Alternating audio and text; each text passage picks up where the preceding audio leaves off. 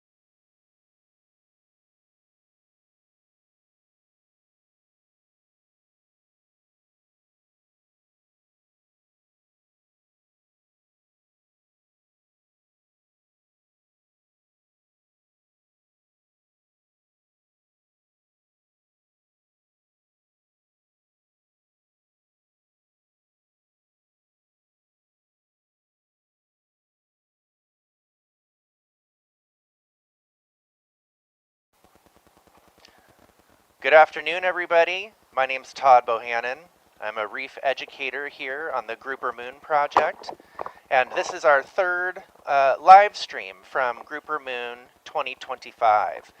And we are excited to be aboard the DOE's research vessel called the Seakeeper. And we are going to take you down on a dive of the spawning aggregation site here on Little Cayman. And as you know, this has been a rather strange year. Hold on, let me turn that mic down. As the grouper have not been spawning yet. We are still not quite sure what's going on. But this morning, a bunch of the researchers went and dove on the aggregation and found several hundred NASA. So we are going to take you down to see them today. And to take a look at the incredible sites that are down there on the aggregation site. The site itself is about 100 feet deep. So because of that, we will only be diving for about 20 minutes because the deeper you go, the less oxygen, the less time you have with your oxygen. And I'm not going to explain all that right now, but maybe I'll post something on the blog to explain that to you. And I'm going to just bring a couple of classrooms on stage so that we can see you guys. Hello everyone there at CIS and Edna Moyle, and it looks like we've also got First Baptist on the line, so that's great to see you guys. Welcome. Hey everybody, good to see you. All right, so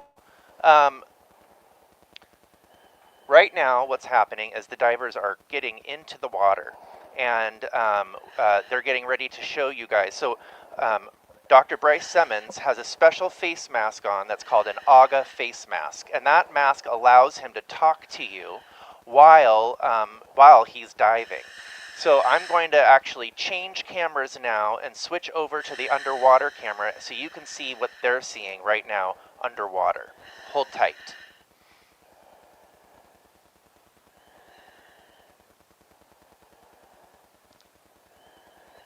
Syringe. Can you give me the smudge syringe?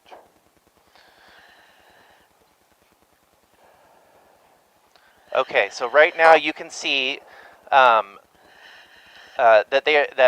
Dr. Bryce Simmons is right there at the back of the boat, and he's about to come down. There he goes. He just jumped into the water, And Bryce is going to be leading us on this dive today, and taking us down to see the Nassau grouper, and maybe some other cool stuff that's down there. All right, so Bryce is now descending onto the aggregation site. Bryce, are you able to hear me okay? Yeah, I got you okay, Todd. Excellent. Just wanted to be sure you could hear me all right. Looks great. So Bryce now is just descending down to about 100 feet of depth, which is where the Nassaus typically are on the aggregation site. Yeah, we're starting to head down now. Todd, can you hear me okay?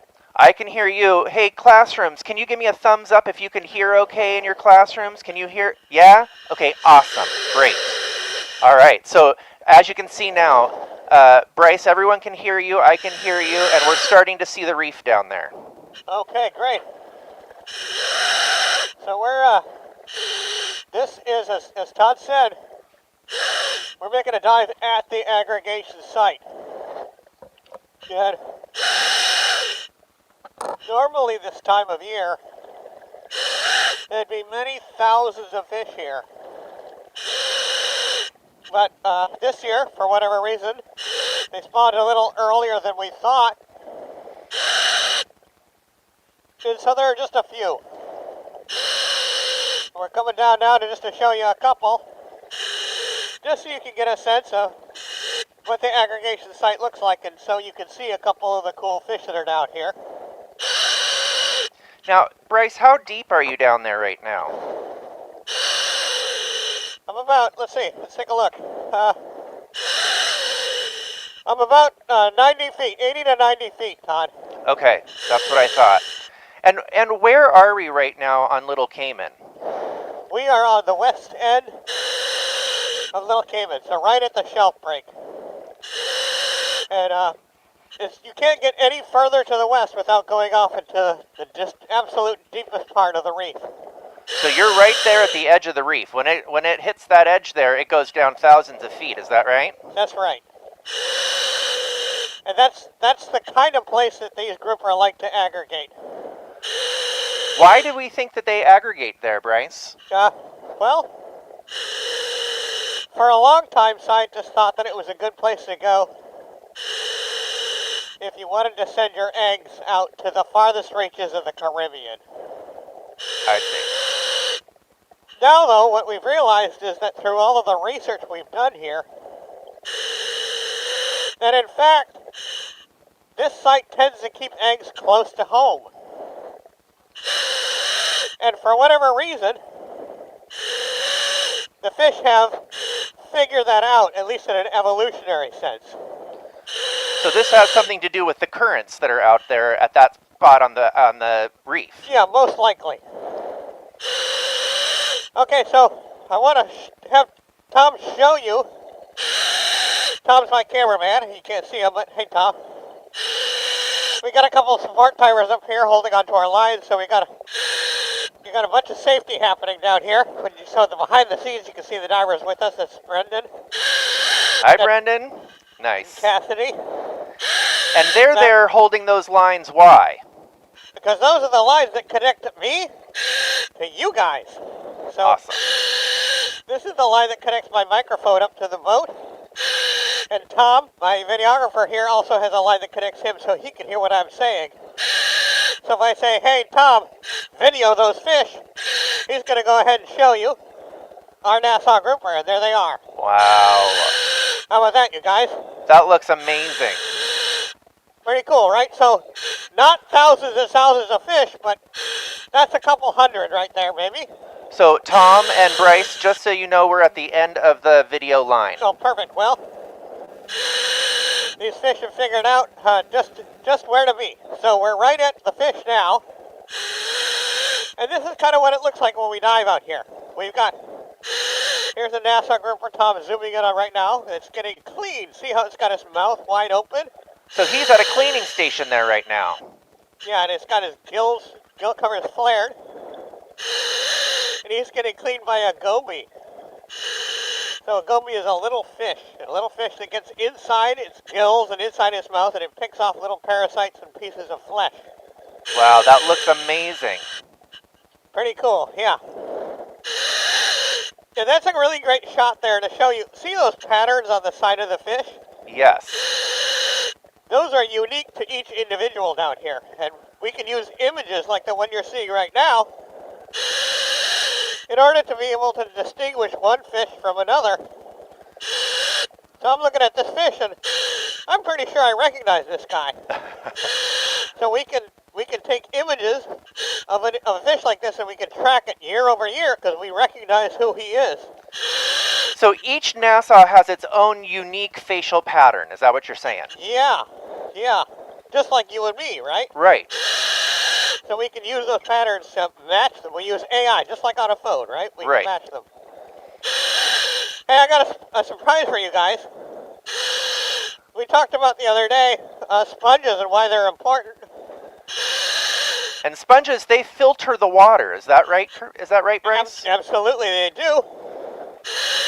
I'm going to show you how it works. So this is a sponge right here. Our friendly NASA grouper, let's call him Bob. Bob was hanging next to the sponge. Bye, Bob. It doesn't look like it's doing anything, right? Right. But it's bringing water in, and it's pushing it out the top right here. And through that process, oh, Bob, he doesn't want to leave us. Look at Bob down here. Bob's very interested in what's going on. Yeah, he's interested. So this will bring water in, and it pushes it out. In that process, it filters that water. So I just wanted to show you. You're going to watch this. You're going to watch how this sponge pushes out this water. Whoa. Isn't that crazy? It's like a volcano. So that's the process of the sponge literally filtering the water out. Yeah, it's pushing the water out. It's injecting the water as it sucks water in through the outside of the sponge. And through that process, it filters all the particulates, all the biological material in the water. And it cleans the water. It's an important part of the reef ecosystem. And I can tell that those Nassau are pretty interested in you, Bryce. Yeah. Well, these guys are friendly, and that's the cool part about Nassau grouper, right? We talk about it a lot, but when you can get this close to a wild creature, it's pretty amazing, and Nassau grouper are special in that they allow us, even though they're big top predators on the reef, they allow us to get pretty close to them. So we can have a really up-close and personal experience with them, like this guy right here. And if you look kind of at the scenery out in the distance, you can kind of get a sense for what it would be like to dive down here with thousands of fish, right? Wow. It Pretty looks like there's magical. quite a few out there right now. Pardon me? It looks like there's quite a few out there right now, Bryce. There sure are, yeah. Yeah. I mean, that's the thing, right? We say, oh, there are not many out here. Well, yeah, no, in the Cayman Islands, that may be true, but most of the rest of the Caribbean, this is a whole lot of Nassau grouper. You guys are lucky. You have a very special resource. Lots of Nassau grouper here in the Cayman Islands, and that's a real rarity. You guys are pioneering conservation for this species. You should be very proud of what you've done, what your government has done. Is that right, Bob? So, Oh. hey, Bryce, I'm noticing that there's some different colored Nassau down there with you. Would you tell us what's going on with that? Sure, yeah. So this guy, that's kind of like what you might expect a normal Nassau grouper to look like. So the ones you're looking at here, we call this color phase a white belly. And they tend to take that color pattern on whether up in the water column or down in the sand. This color phase right here, this is called barred. And that's what's more classic. That's like what you would typically expect a Nassau grouper to look like. That barred pattern. The barred one. And this is more of a dark. So you see how fast he changes? He was pretty much all black, but now he's turning barred. So they can change colors very quickly. Yeah. And why do they change colors, Bryce? Well, partly they change colors because they're masters of camouflage. Yeah. So when they're on a white background, they turn white. When they're in a dark background, they turn dark to blend in. And when they're in a reef structure like this, they have that barred coloration, and that barred coloration helps them to be camouflaged. So effectively they change colors to be camouflaged to help them to hunt. But they can also take on bicoloration during spawning, and that's kind of the color that says, hey, I'm here, I'm a lover, not a fighter. I'm here to reproduce, I'm not here to fight or defend my territory. And we say that they're wearing their tuxedos because there are two colors, black and white, when they're like that. That's right. Yeah, it's like a tuxedo. Absolutely right. They put on their formal dress. So Bryce, is this their typical behavior? No, usually during the rest of the year, they are territorial, and they tend to hide. So they're not usually as out in the open like this. I mean, look at them all, right? Right. That's not normal. But during this time of year, they're going to be gregarious, meaning that they're going to be friendly with each other. But the rest of the year, don't defend territories on home reefs. And they do that because, you know, they want food. And right. They don't want to share their food. So that doesn't work great when it comes time to reproduce. So they stop that. And they put on their tuxedos that they talked about. And they come here to reproduce.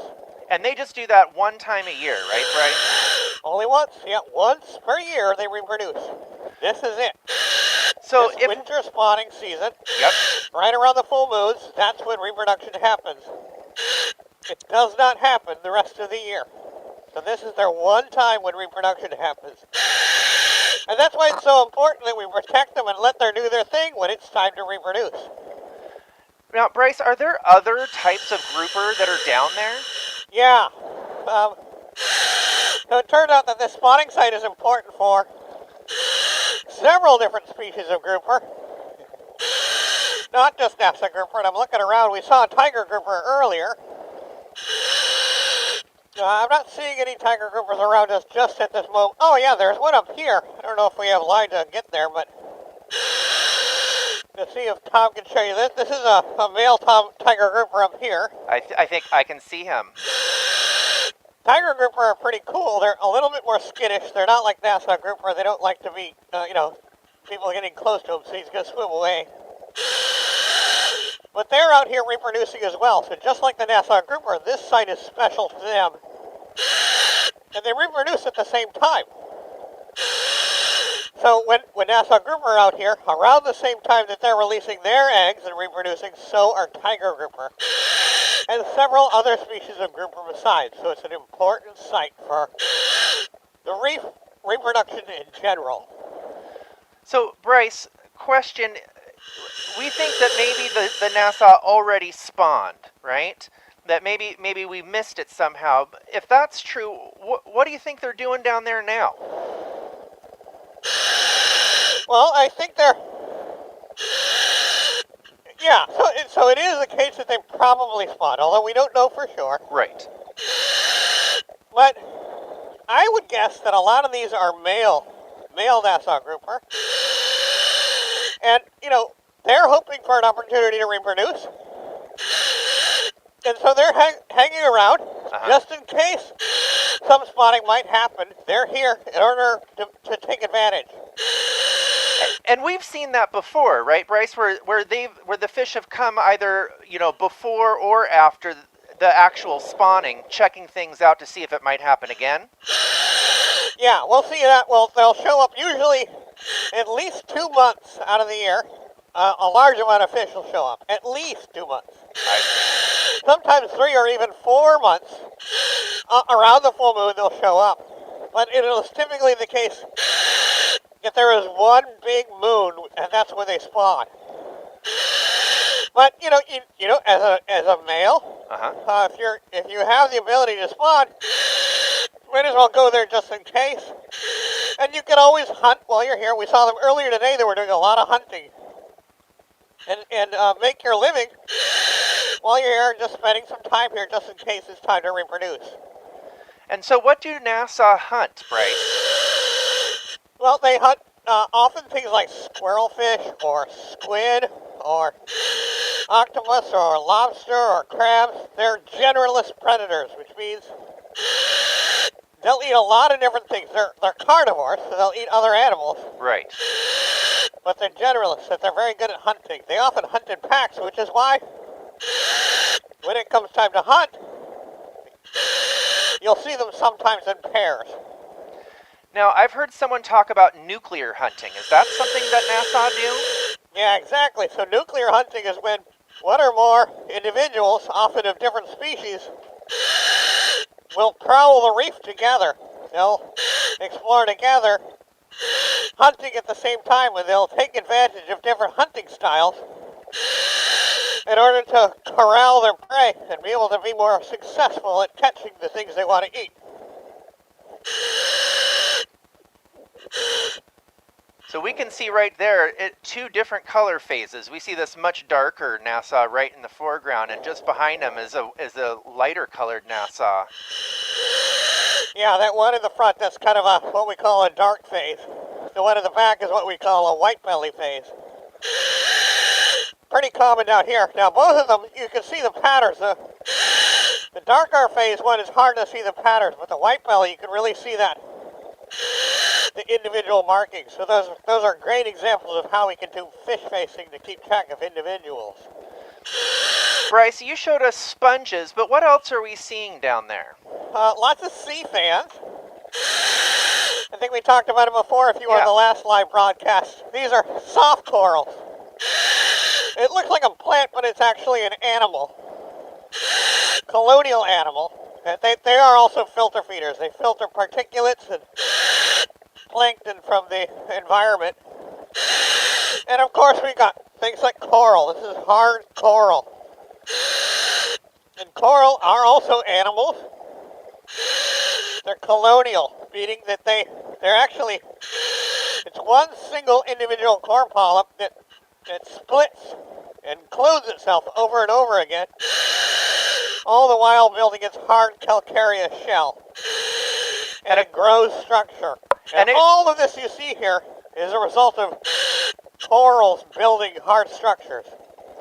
And those hard corals, they're not just a coral polyp. Aren't there two organisms living together?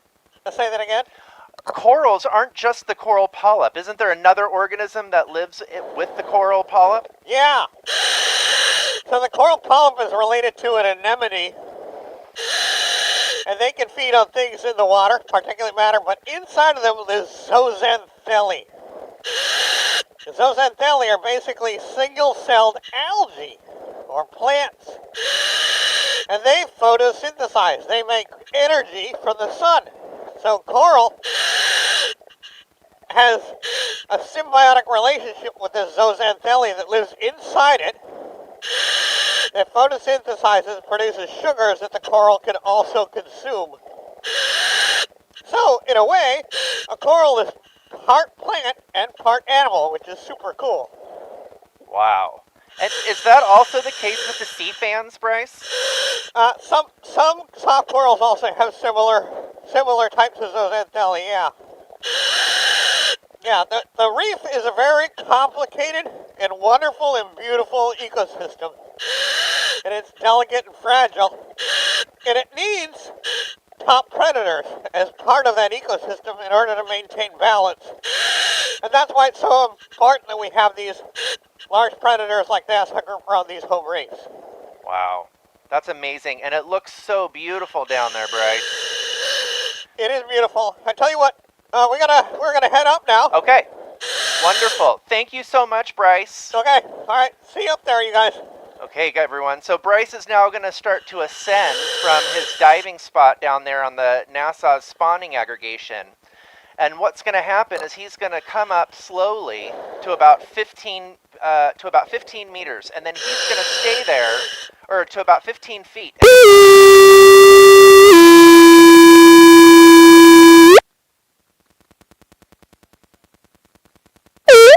Sorry about that. We just lost an audio, but we're okay now. So right now, Bryce is ascending. He'll come up to about 15 feet, and then he's going to wait there doing what's called a safety stop.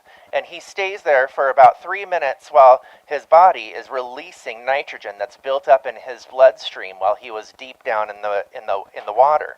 And we have to do that every time we come up for safety so that you don't get what's called the bends, which can make you quite sick.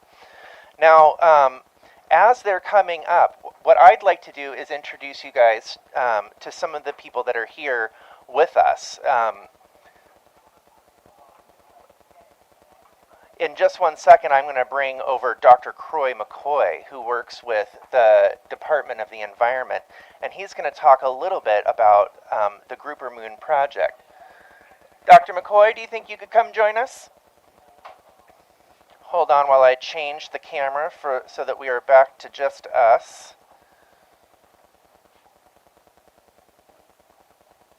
All right, here we are. So, hello everyone. So right here next to me is Dr. Croy McCoy. I'm going to hand the microphone over to Dr. Croy, and he's going to tell you a little bit about how this spawning aggregation was found and the process that the DOE and Reef have gone through to protect this incredible natural resource.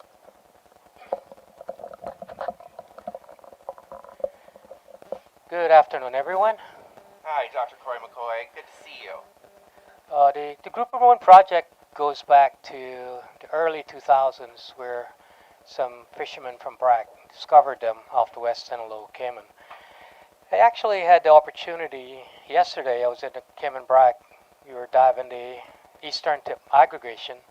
They were similar in numbers, probably 100 fish or so, along with a lot of yellowfin grouper, which is locally known as rockfish.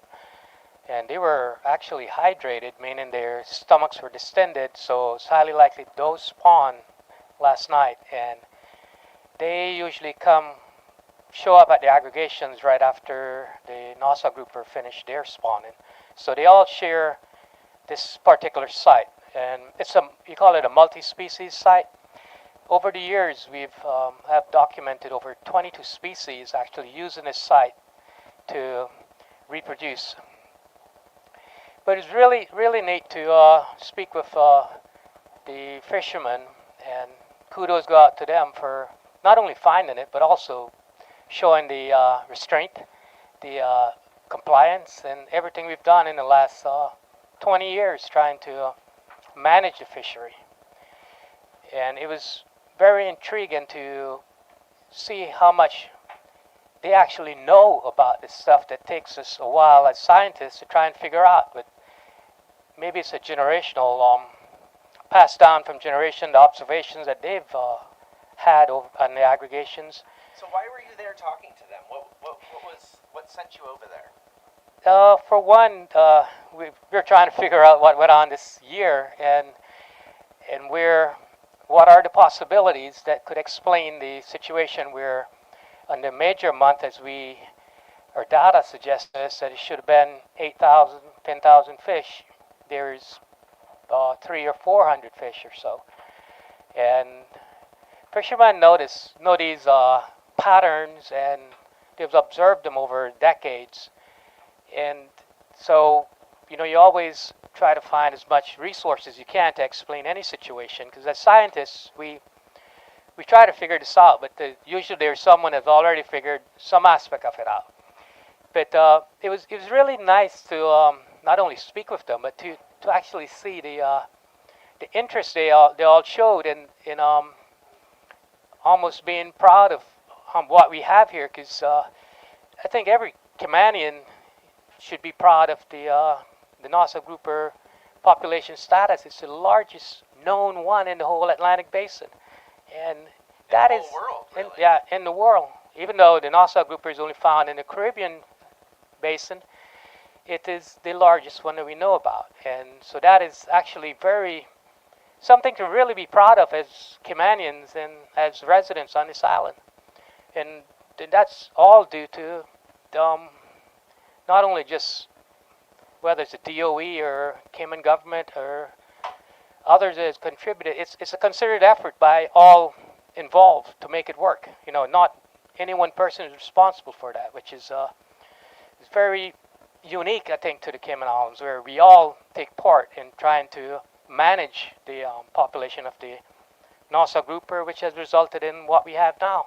So did you learn any new information from those fishers yesterday?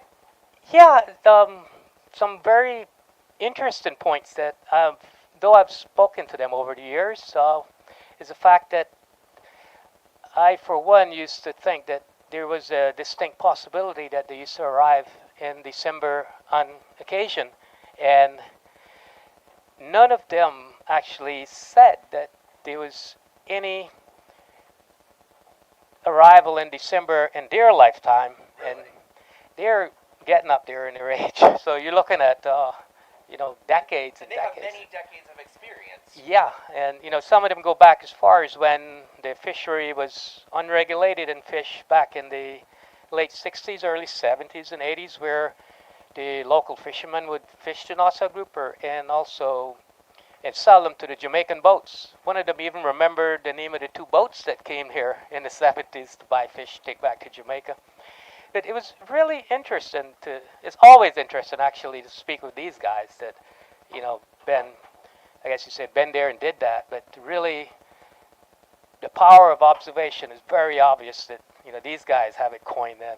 I still think that BRAC has some of the best fishermen in the whole I believe Caribbean. that. They're very good. So, So- when you told them that we haven't seen them spawning, what was their perspective? What did they think? They gave a couple of hints that maybe they moved, or maybe next month, Oh, really? because throughout their lifetimes they've seen them come January, mostly in January, Right. in February, and March. So Smaller sometimes- amounts. There's one major month, but then 2 months that are smaller. I have myself documented that from 2010, looking at the behavior of them as they come. But all our data for 20 years shows that if the moon is actually sooner than 30 days after winter solstice in the 21st of December, that's going to be the minor, and then the next month is a major month. And I see. Mother Nature always has surprises for us, and it weren't the case this year. So they actually thought that one possibility was that maybe the site that they're going to spawn has moved. Yeah, that actually happened in BRAC a while back, and for about 10 years nobody knew where it was until again a fisherman discovered it was a half a mile to the north, because the traditional spawning aggregation in BRAC was on the southeast corner of the shelf, and it had moved almost a half a mile north. Wow. And so for 10 years nobody knew Where they were. where they were. And then have they stayed there, or did they move back to their original site? They've actually stayed there up until yesterday, right on the same spot that we go every year. They were right there. So Stay here. That's so amazing. So hey, in just a moment, Dr. Simmons is going to be joining us as well. And now would be a great time if any of you have questions that you'd like to ask Dr. Croy McCoy or Dr. Bryce Simmons, who's going to come up here and join us and tell us a little bit about what he saw. And teachers, if you want to, you can type in any questions that your students might have in the chat on the right-hand side of your screen, and that would be wonderful. It's so great, and I see the Cayman International School is here with us. Welcome, CIS. Edna Moyle Primary School is here. Welcome, Edna Moyle. I see First Baptist Christian is here. And and I see Miss Gale's class. I believe that you guys are at on the BRAC. Is that right? Yeah. Well, it's so awesome that all of you are here joining with us. Oh, and Miss Gale, it turns out, is Dr. Croy's sister-in-law. That's amazing. Welcome. I'm going to actually pull you up on screen. There we are. Hey, everybody. It's so great to see you. Awesome. Hey, Dr. Croy, why don't you come here and wave to these kiddos? hello, hey Miranda. So That's wonderful. Awesome. I was over there in the BRAC yesterday. Hi. Say hi. Hi. So any questions from you guys? Please, how big is the mass? Yeah, we're on the Little Cayman Western aggregation site, and there's about 100 fish there at the site right at the moment. But it's the tail end after the full moon, so the tiger groupers and the yellowfin groupers are showing up now to do their thing, because these sites, as Dr. Simmons explained earlier, are very unique. They're very special. They're like, I always say this, they are the maternity wards of our ocean, where all the fish go. And every month, different species use it at different times. So it's used often for reproductive purposes because of the, we think, from the larval modeling work we do, that it is the very different from the rest in that eddies form to keep the larvae or the little babies entrained, to keep it near shore, because we map these with current drifters, so that when the eggs hatch out to free swimming little fish, they're near to their home where they were born. So you call it self-replenishing, where the babies come back shore so that the population sustains itself. So that is very unique to these special areas that they actually spawn. One And question is, can you tell the difference between a male grouper and a female grouper? it's very difficult. We look at the hormones in them when we try to assess the population of male to female ratio, and it's always been around 50-50 with that work. But About half and half. half and half. But you can't tell from the outside. You can't tell from the outside, but when they, we say when they hydrate, meaning the females hydrate their eggs, and they get really big stomachs, like they're getting ready to, I guess you could say, give birth or spawn. Right. The females are always larger, so that is a cue that's a male or female. But outside of that, they all wear the same clothes except for the patterns, which we tease out with a image that we use AI to recognize that same fish every year that we do these. We just use a GoPro, take a photo of its side and its face, and those patterns and colors are unique to that one individual. So we know every year which fish shows up here at the site, which is a very nice, less invasive method of looking at the population status. So Breyer at Edna Moyle's question is, how do you know the difference between a tiger grouper and a Nassau grouper? They're very different species. Same family, but the size classes of them, how big they are, the colors, the patterns, everything is very different. And what size they are in maturity. Compared to a Nassau, are they bigger or smaller? They're a lot smaller. The one thing too, also with tiger groupers, the males are a lot smaller, and the spawning pattern is very different. They sort of it's like little spurts and really quick. When the female is ready, it just all like up and down really quick to mix with the sperm and eggs for fertilization. It's a lot quicker and just almost unpredictable. They just be in the hiding in the coral, and then all of a sudden they'll shoot up really quick, lower to the bottom, whereas Nassau grouper is up in the water column, and they go further up when they do their dance, I call it. So the next question at Miss Gale's classroom is, why do grouper go to the same place each year? They go to these places, as I mentioned earlier, because of the uniqueness of the currents and the patterns of the eddies that form. Because a lot of the work we did looking at the larval modeling work, leading up to the spawn, the currents actually take a whole different pattern. One night they will go north, next minute south, then west and stuff. But on the night of spawning, how the fish know that, I have no idea. But on the night of spawning, those currents change and keep them closer to the island. Yeah, eddies form that entrain the larvae or the baby groupers and keep them near shore so that the eggs can hatch out and then return to their home reef. Now, what is an eddy? An eddy is, if you can think of a pool of water, it's like a funnel that just spins in circles. Like when you flush the toilet? Yeah, like when you flush the toilet. It rotates and stays close rather than, most currents will run, you say a downstream current, like a river, right, a straight line almost. Right. Eddies form and it just sits and goes into a circle like that and stays near shore. It might move off, but then it will come right back. And even some of the eddies that we mapped, will spin off and go further off, like towards Jamaica. Right. But they come right back and back to with the stuff we drop into the water column, measuring these patterns. So the next question from CIS is, would Nassau grouper eat other grouper? Yes, they will. Oh, really? Yeah. Have you seen that? Depending on size, yeah. Yeah. They're carnivores, so they If it can fit in their mouth, they're Yeah. gonna try to eat it. Yeah, we call it gape size. So a lot of times, I know when we were doing our tagging work, we would use smaller fish to just with a circle hook to catch the Nassau grouper, and one of them is in the brack, or we call them butterfish, which is a coney, or squirrelfish, Sure, or yeah. anything like that. And the minute you put that down there, they nail it.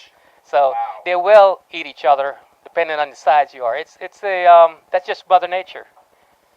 So the next question at CIS is, are grouper interested or attracted to shiny things? It depends on the grouper.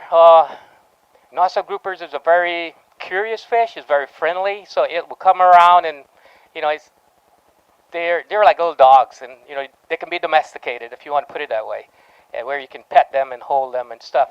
You can't do that to any other species I know of in the Caribbean. Tigers aren't gonna let you get near them. No, they won't, and so they're very sheepish or shy. So in saying that, it doesn't matter what you have with an Nassau grouper, at least here in Little Cayman and Brack and stuff.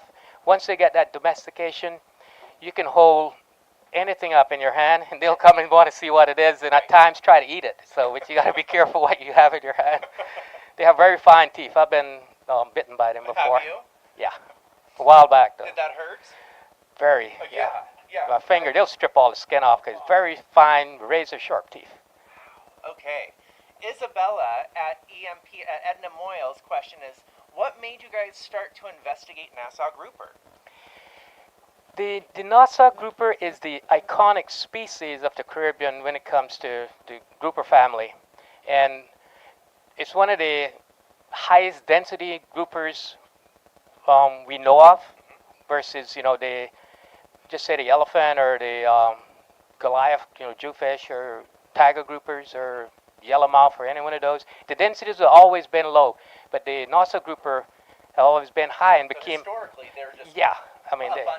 there's historical records suggesting even in the Virgin Islands and like St. Croix area and all that, the 80, 100,000 fish. I don't know if it's At true. one aggregation. Yeah, but Wow. it's I don't know if they had math was wrong or what.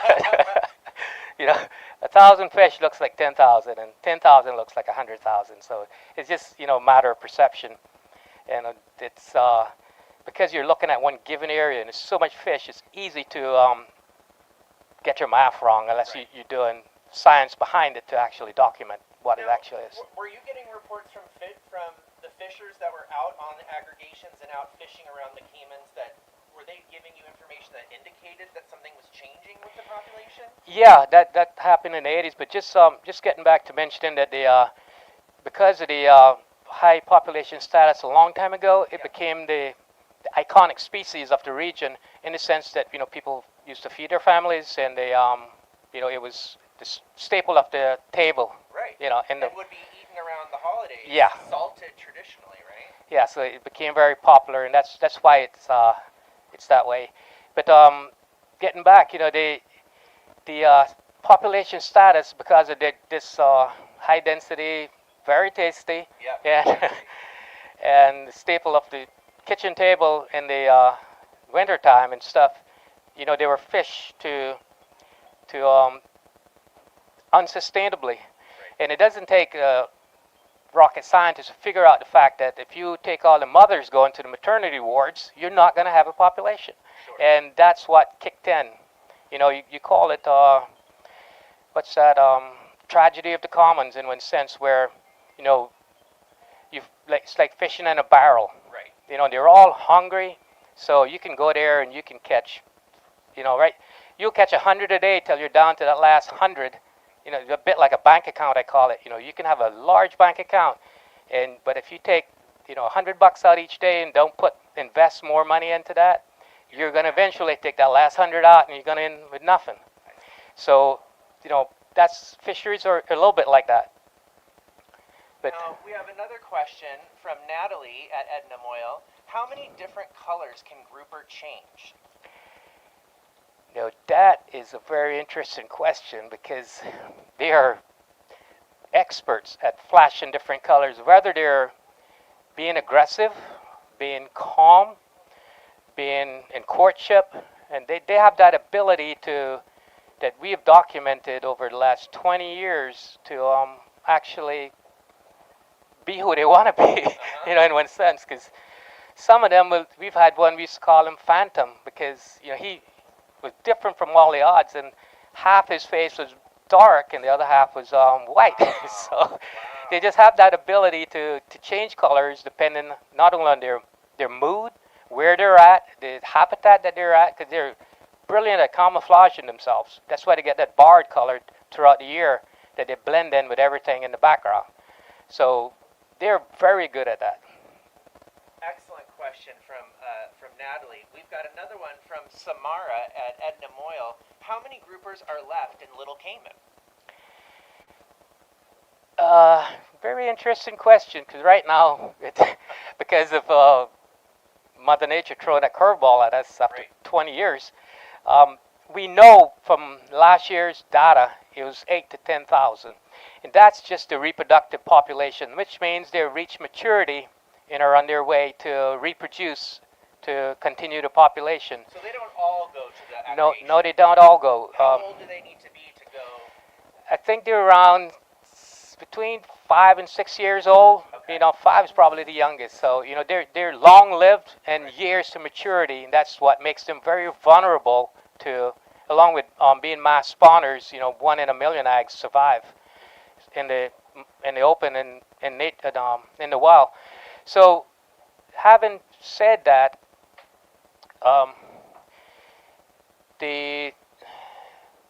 So how many do we think are left now?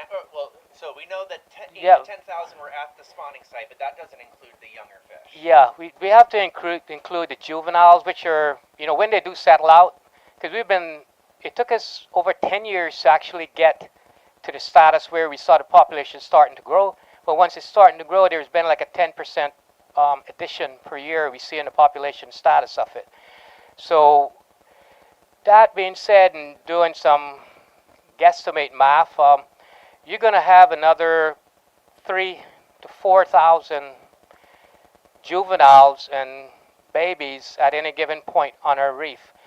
You have to factor in predation and What's predation? by other fish. We spoke earlier about how another grouper will eat another one. Sure. A lot of them get eaten. Just seems a lot of eggs get eaten out in the wild.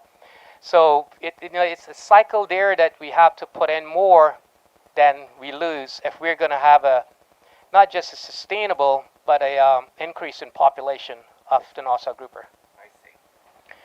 Other questions? All right. So how can you identify the size of the male from the female? That's from Edna Moyle.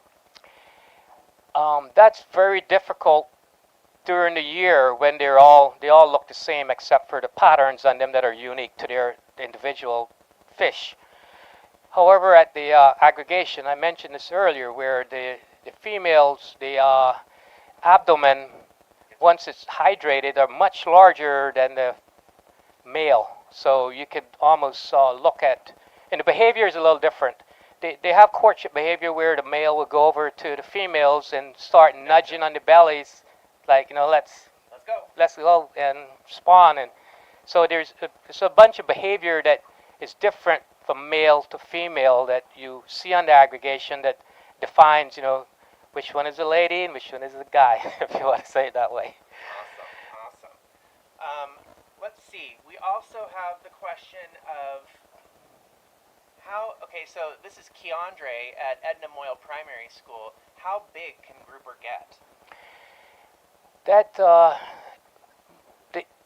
You'll have most populations that are healthy have a typical, we call it a bell-shaped curve, where you got, the baby ones coming in on this end, then the middle age, I guess you'd call them, then you got the up at the top, and then we start to go down. As you go along the axis, the size classes or the length of the fish increases. So as they get older, they get bigger. Yeah, they get bigger. And the fish are not like human beings. The older they get, the more they can reproduce. So even though there can be a reproductive status at, say, 60 centimeters, they can only produce X amount of eggs. But you'll have that one that's, a meter long, old and I guess Real crusty, old. and she has the most eggs. she has the most eggs, and it's a known fact from some of the work we do that the older the female, the higher the quality of the eggs are for survivability, which is a plus for when you looking at managing and conservation of the species, that you protect these large bodied females that are producing better quality offspring, I guess you want to say that way, Yeah. and more of them. Right. So it's very important that you do that aspect of it in managing it. But they get up to, almost a meter, which is, like 3 foot, the large ones. But another thing I would like to mention too, this is something we've known for a very long time. The Nassau groupers in Cayman Brac are astronomical compared to Low Cayman. They're huge. Size. Yeah, in size classes. The Why? Brac has I don't know, we'll figure it out, but Yeah. someday we will. So really, the ones on Brack are significantly bigger. Yeah. Visibly bigger. Wow. Yeah, and that's something we've documented in, for the last 15, 20 years. They're just really big and healthy for some reason that we don't know yet, Amazing. but Amazing. we're trying to figure it out. All right, I want to introduce Yeah, Dr. sure. Bryce. Thank you so much. Thank you. Thank you, Dr. McCoy. Okay, now we're just about done for today, but I want to bring on Dr. Bryce Simmons, who you guys were able to see diving. Dr. Simmons, could you just introduce yourself and maybe tell everyone hi, and we're just going to wrap it up in a second, but I just like them to see you. Hi, everybody. I'm back on deck. So you guys saw me down below. I'm back up here. Did you guys like that? Big show of hands. Thumbs up for me. Was that cool? It's cool to see those giant fish down there all hanging out, doing their thing. It is. I know I said it down there, but you guys should feel so proud of yourselves that you have such an amazing resource, that you're able to see those large fish at this island, in these islands that you all have. And so, great job, and I'm glad we got to show it to you guys so you could see this amazing spectacle. It's something that every time I get to go down there, I feel lucky to be able to experience and to see, and I'm so happy that I was able to take you all down there with us so you could see those amazing animals as they come to the very edge of the shelf, the very, very tip of your islands, in order to reproduce, to make the next generation of new baby grouper, and so the cycle continues. So thanks for coming along with us. I really appreciate it. Awesome. Thank you. All right, everyone. That's going to wrap us up for today. I want to thank everyone that joined us from CIS, Edna Moyle, West End on the BRAC, from First Baptist. It's great to see you all. Thank you for your excellent questions. And we will see you all again next year at Grouper Moon 2026. All right. Have a great day, you guys. See ya. Bye-bye. Go Grouper Moon. Woo! Bye-bye, everybody. Bye.